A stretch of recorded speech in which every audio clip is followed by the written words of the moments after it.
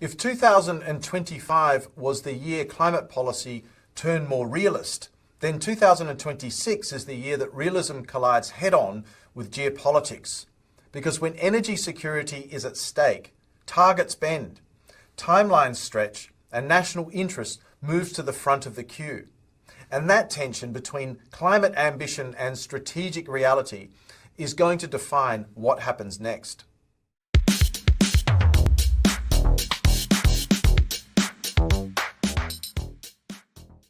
Hello everyone, and welcome back to Climate Mundial. In the previous episode, I argued that 2025 was a turning point. Not because climate policy failed, but because it matured. Today, I want to look forward. Because as we move into 2026, one force is becoming impossible to ignore, and that is geopolitics. Energy security, supply chains, and strategic vulnerability are now shaping climate outcomes as much as emissions targets ever did. So in this episode, I want to explore three main ideas. The first, why energy security now sets the outer boundary of climate policy. Secondly, how geopolitics is fragmenting the transition. And thirdly, what this means for the credibility, not the abandonment, of net zero. Let me start with a blunt statement. When energy security and climate objectives collide, energy security wins. Not because policymakers don't care about emissions, but because governments cannot survive prolonged shortages, price spikes, or blackouts. We've seen this repeatedly. Gas crises override decarbonisation timetables. Coal electricity plants are extended temporarily. Fuel supply risks trigger emergency interventions. Industrial policy re-enters the frame. This is not hypocrisy. It's the hierarchy of state priorities. And in 2026, that hierarchy is becoming clearer, not weaker, because the global system is more fragile than it was 5 years ago, economically, politically, and also strategically. The energy transition was once imagined as a largely cooperative global project. That assumption now no longer holds. We live in a world of strategic rivalry, contested supply chains, sanctions and counter-sanctions, choke points and shipping risks, and industrial policy as a national security tool. Energy sits at the centre of all of this: critical minerals, gas supply, oil transit routes, electricity system resilience. In such a world, governments are no longer asking only how do we decarbonise fastest, but they're also asking how do we decarbonise without increasing vulnerability. And that particular question changes everything. It slows some pathways, it reshapes others, and it prioritises control, reliability, and importantly, optionality. Australia remains one of the clearest illustrations of this particular tension. On paper, Australia is a resource-rich country. In practice, though, it is strategically exposed, particularly on liquid fuels.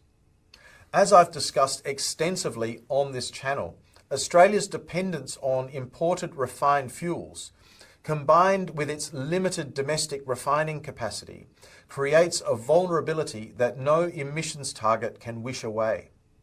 And here's the key insight for 2026. You cannot run a modern economy on aspiration alone. Fuel security, grid stability, and system resilience are preconditions for any credible transition.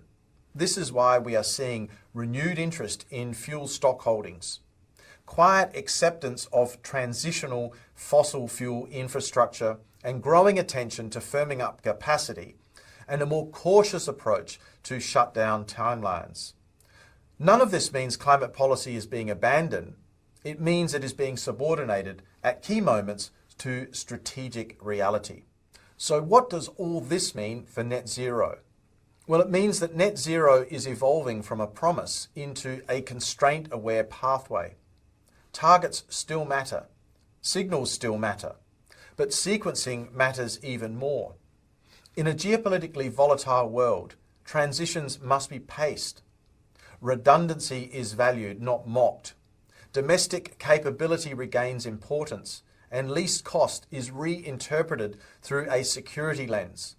This is where we see limited but important roles for instruments like carbon pricing that preserves flexibility, contracts for difference that reduce risk, and targeted incentives that align security and decarbonisation.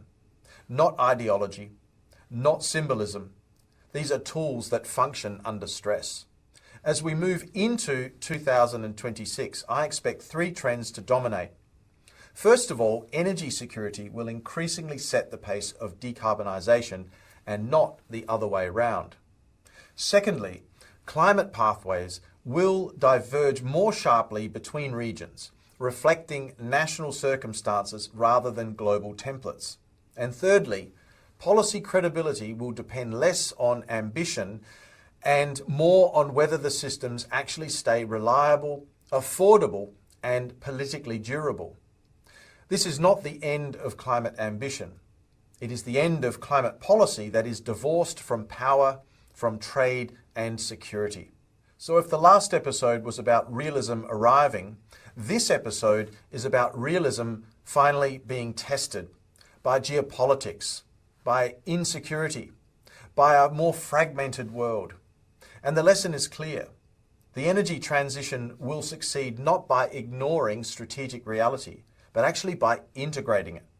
So in the next episode, I'll turn to the instruments themselves, carbon markets, contracts for difference, and capital incentives, and ask which tools are actually capable of scaling in the world we now inhabit. If you found this episode useful, please leave a comment. What do you think will be the biggest energy security risk of 2026? And if you haven't subscribed yet, please do. It really does help the channel. Thank you for your attention today, and I look forward to seeing you again soon in the next episode of Climate Mundial. Bye for now.